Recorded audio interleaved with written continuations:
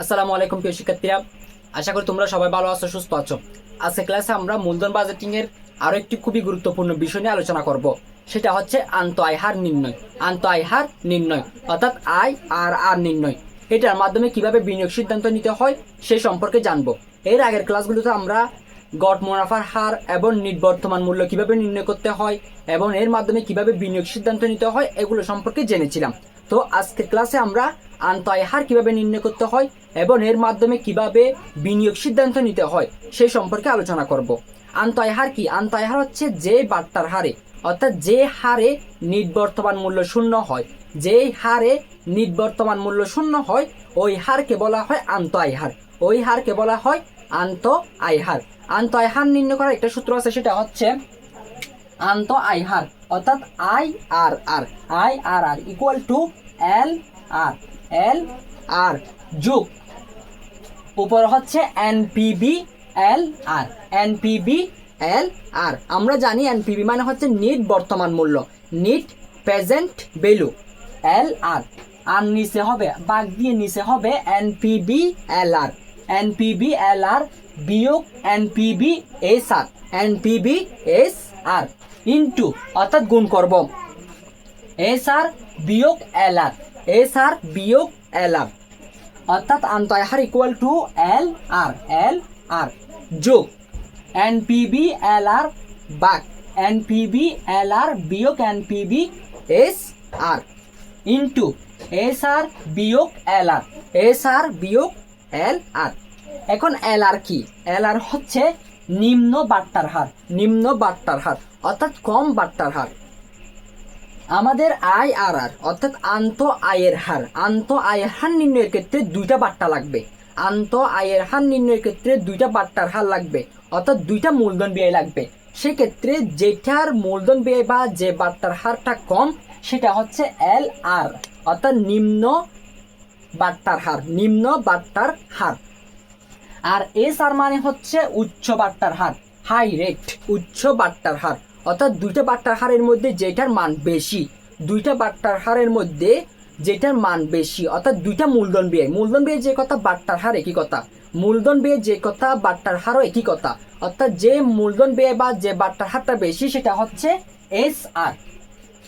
আর এনপিবি এল আর অর্থাৎ নিম্ন বাট্টার হার অথবা নিম্ন মূলধন ব্যয় ব্যবহার করে যেই নিবর্তমান মূল্যটা পাওয়া যায়, অর্থাৎ নিম্ন বাট্টার হার অথবা নিম্ন মূলধন ব্যয়টা ব্যবহার করে যেই নিবর্তমান মূল্যটা পাওয়া যায় সেটা হচ্ছে এনপিবি এল আর।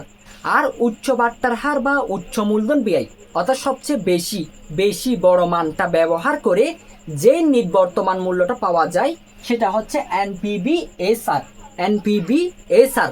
আমাদের আই আর আর অর্থাৎ আন্ত আয় হার নির্ণয়ের ক্ষেত্রে, আন্ত আয় হার নির্ণয়ের ক্ষেত্রে সর্বপ্রথম আমাদের বড় এবং ছোট অর্থাৎ উচ্চ বাট্টার হার এবং নিম্ন বাট্টার হার দুটোটা ব্যবহার করে সর্বপ্রথম আমাদের এনপিবি গুলো অর্থাৎ নিবর্তমানগুলো নির্ণয় করতে হবে।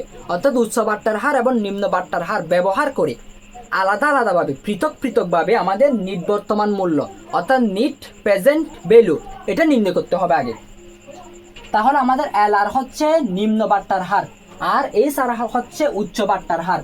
এনপিবি এল আর হচ্ছে নিম্ন বাট্টার হারের বর্তমান মূল্য, এনপিবি এস আর হচ্ছে উচ্চ বাট্টার হারের বর্তমান মূল্য। মনে করো দুইটা মূলধন পেয়ে দেওয়া আছে, একটা হচ্ছে 20% আর একটা হচ্ছে 30%। এখানে 20%টা হচ্ছে আমাদের এল আর 30%টা হচ্ছে আমাদের এস আর। 20% ব্যবহার করে নিবর্তমান মূল্য ব্যবহার বের করব, তারপর 30% ব্যবহার করে আবার নিবর্তমান মূল্য বের করব। অর্থাৎ 20% ব্যবহার করে যে নিবর্তমান মূল্য বা এনপিবিটা পাবো সেটা হচ্ছে এনপিবি এল আর, এল আর।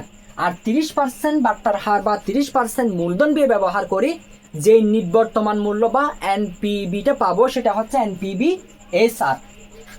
বের করার পরে এখানে আমরা মানগুলো বসাবো, এল আর অর্থাৎ নিম্ন বাট্টার হার অর্থাৎ 20%, তারপর হচ্ছে এনপিবি এল আর 20% ব্যবহার করে যে নিবর্তমান মূল্যটা পেয়েছিলাম সেটা, বা এনপিবি এল আর অর্থাৎ 20% কম নিম্ন বাট্টার হার ব্যবহার করে যে নিবর্তমান মূল্যটা পেয়েছিলাম, বিয়োগ NPV-SR অর্থাৎ উচ্চ বাট্টার হার 30% ব্যবহার করে যেই বর্তমান মূল্যটা পেয়েছিলাম ইনটু SR অর্থাৎ উচ্চ বাট্টার হার বিয়োগ LR অর্থাৎ নিম্ন বাট্টার হার।